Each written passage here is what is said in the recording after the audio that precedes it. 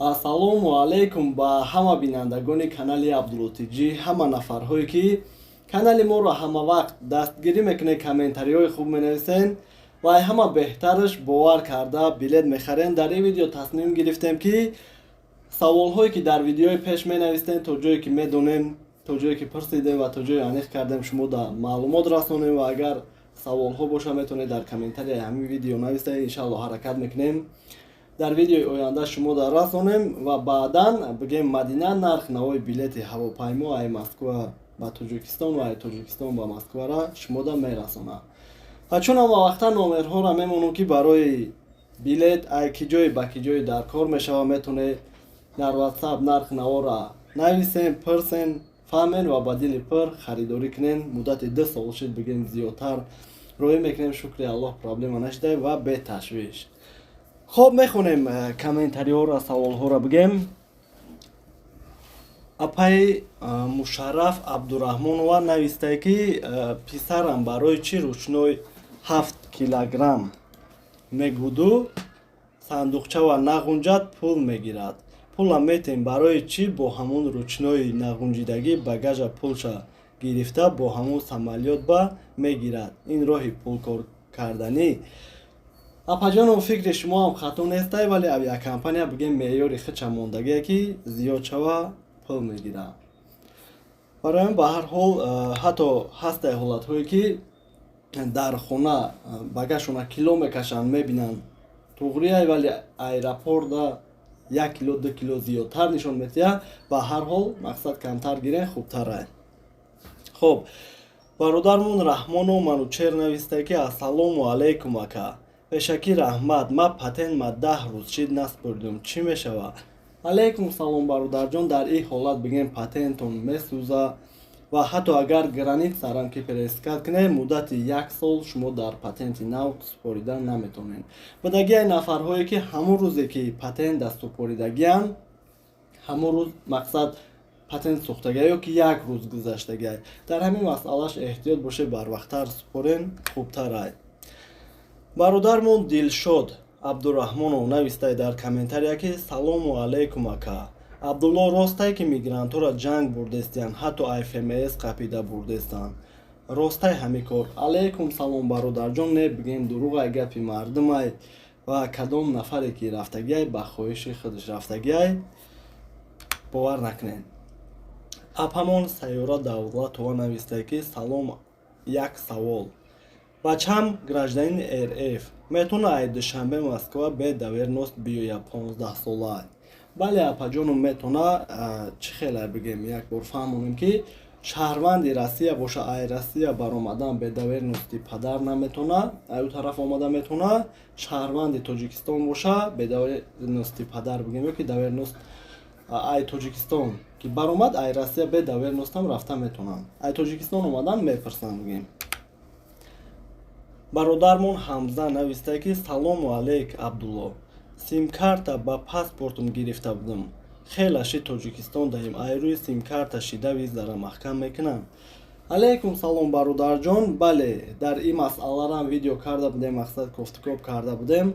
Дар ҳолате ки қарз зиёди бад шава, метавона ки ай рӯи сим-картарам депортатсия кунанд. барои ҳамин ба ҳар ҳол шод монед ё ки мақсад чӣ хеле номадӣ кор ки шавад, ҳеҷ кор кардан намешавад.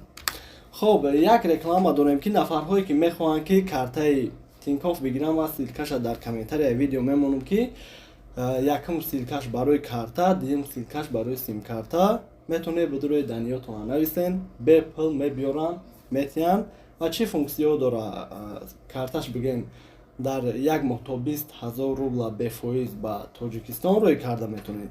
Сим-карташ 250 рубл мепартоед, 500 рубл туҳфа метиҳад ва моҳонаш 250 рубла. хоб бародармон Мубориз Носиров навистай. Салому алейкум акай Абдулло. Ма як штраф доштум, супоридам, ягон гап намешава. Дигар документом созай ака. ҷавоб жда дорам.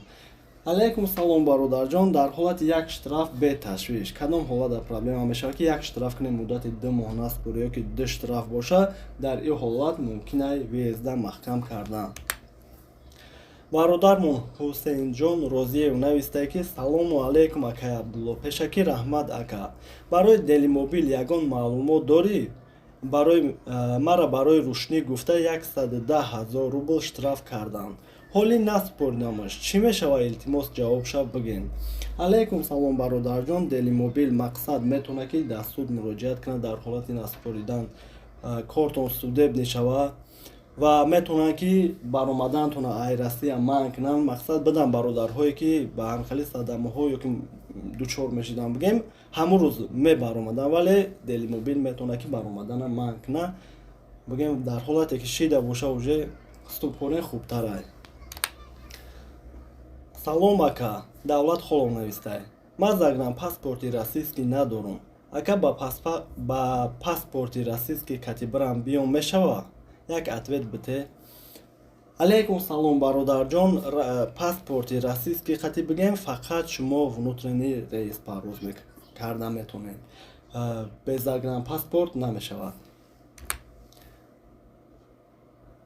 Бародармон Самиаллоҳ Саидхоҷаев навистае. Акай Абдулло айтеҷеке омадам дар Новгород патент кардам. 2 моҳ пас Питер омадам. Ма бояд граница гузарам ё ки ҳаминҷа регистратсия кунам мешавад бо патент карда?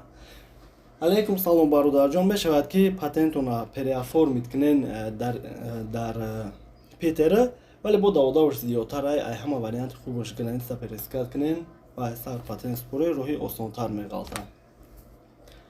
Бародармон навистае ки салом, илтимос ҷавоб диҳен. Одамое ки ВНЖ доранд ба Украина мебараншон ё не? Алейкум салом бародарҷон, не беташвиш, мақсад нафарҳое ки видножительство доранд ёра намебаранд, бигем хато намекунем. Хоб, ҳамин қадар маълумот Мадина нархҳои билета шумода мерасонад. Худтона эҳтиёт кунед, миннатдорум ай ҳамаат бошед. Ассалому алейкум ба ҳамаи подписчикои канали Абдулло Тиҷи. Раҳмат ки подписатсия мекунед, лайк мемонед, комментария менависед ва дастгирӣ мекунед. Дар ин видео қарор дорем дар аэропорти Душанбе ва мехостем моҳи май ва июн нархи билета ба шумо бирасонем. Москва Душанбе аз 9500 рубл то 12000 рубл. Душанбе Москва аз 22000 рубл то 23500 рубл. Моҳи июнь Москва Душанбе аз 13500 рубл то 15500 рубл. Душанбе Москва аз 23000 рубл то 29500 рубл. Моҳи май Москва Кулоб аз 6500 рубл то 9000 рубл. Кулоб Москва аз 20000 рубл то 22000 рубл. Моҳи июль Москва Кулоб аз 8000 рубл то 17500 рубл. Кулоб Москва аз 20000 рубл то 23000 рубл. Москва Худжан аз 8500 рубл то 14000 рубл. Худжан Москва аз 19000 рубл то 20500 рубл. Моҳи июнь Москва Худжан аз 11500 рубл то 12000 рубл.